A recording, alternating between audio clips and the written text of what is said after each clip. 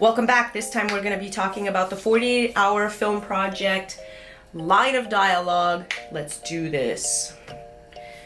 So the line of dialogue that is required to say by somebody in your script. It doesn't have to be the main character that's required. It doesn't have to be a specific person, but it does have to appear somewhere in the dialogue of your script. It can't, unless it's a silent film, it has to be spoken and on camera. It could be used as ADR, but like it has to be obvious that it was filmed during the weekend, because if it's like post credits or whatever, it doesn't count, or like written down and then inserted into the edit, that doesn't count either. Unless it's a silent film, it has to be spoken. So what could this line of dialogue be? It could be anything. I've had lines of dialogue that have been like, when did that happen, or how did that happen? There was also a line of dialogue one year I did, he'll be right back, which I thought was a little patriarchal, because I was like, what about she? She'll be right back? No, it has to be a he. So automatically my film couldn't pass the Bechdel test because I was talking about a dude, which I didn't appreciate, but I incorporated it into my story anyway. There was one that was like, I couldn't have said it better myself. I don't want this. How could you do that? There was one out in Buffalo that a friend of mine had where her line was, now you're probably wondering how I got myself into this place, which was great because she had a crime drama. Oh, she almost won that one. I love her film. That was great. Hi, Taylor. What you do with the line of dialogue is entirely up to you. Sometimes, as a writer, it's tough to make it seamlessly fit into your script, but that's part of the challenge, isn't it? If you want to make a good film, you have to make it a natural part of your story. Obviously, the judges are going to be looking for the line, and sometimes people who participate in the 48 are also going to be looking for the line. But if you can make your line of dialogue fit into your story such that somebody who doesn't know what that required line is, somebody who's seeing your film for the first time and doesn't really understand that, if they don't bump on the performance or the presence of that line, then you have succeeded. That's the point.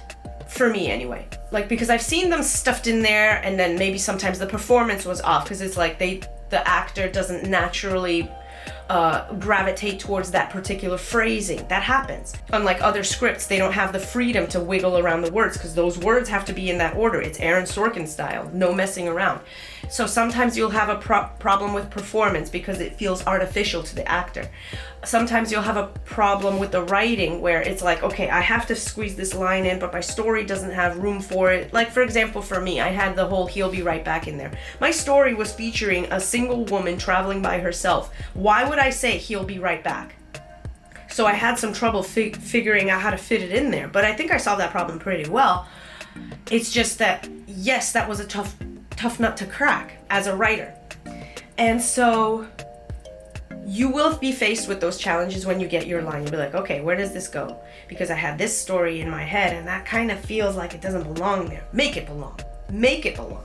That's your job. And it's part of the fun. Filmmaking is all about problem solving. Sometimes the line is just going to be another problem to solve. Have fun with it though. It could be really well used. For example, there was a winner out of Scotland a few years ago who also did like a nearly solo project. She was very much like me. Like she had her own story, lots of writing, beautiful cinematography though. Like she kicked major butt. And her line was, I don't want this. And she used it to such powerful effect in her story that it just blew me out of the water. It was wonderfully used. There's opportunity there. So just, have fun with it and test your mettle. So there you go. That's all I've got to say about that. Have fun with the line, and I'll see you next video. So again, if you want to help our team make a thing this weekend, we're going to be doing the Boston 48 this weekend. You could get a producer credit. Link is in the description. It's like you get a badge and you can put that on your socials and have fun with it. Limited opportunity because we're closing up that shop. We're going to take it off the shop as of Sunday. You won't be able to buy it anymore, so it's a limited time. And so you could help us produce a film for not that much out of pocket. And if you like the videos, like, subscribe, do all the things. We've got a couple more on the 48 coming up, and then we've got a couple of vlog pieces coming up from different festivals that I've done, and we've got a few interviews that I've got in the pike.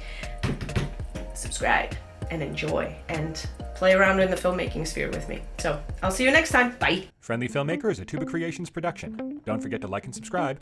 Find us on Facebook, Instagram, Twitter, and Mastodon. And if you like what we do, consider supporting us on Ko-fi with either a one-time donation or a membership.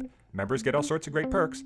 Check out kofi.com/friendlyfilmmaker for more. That's ko-fi.com/friendlyfilmmaker. Thanks for watching.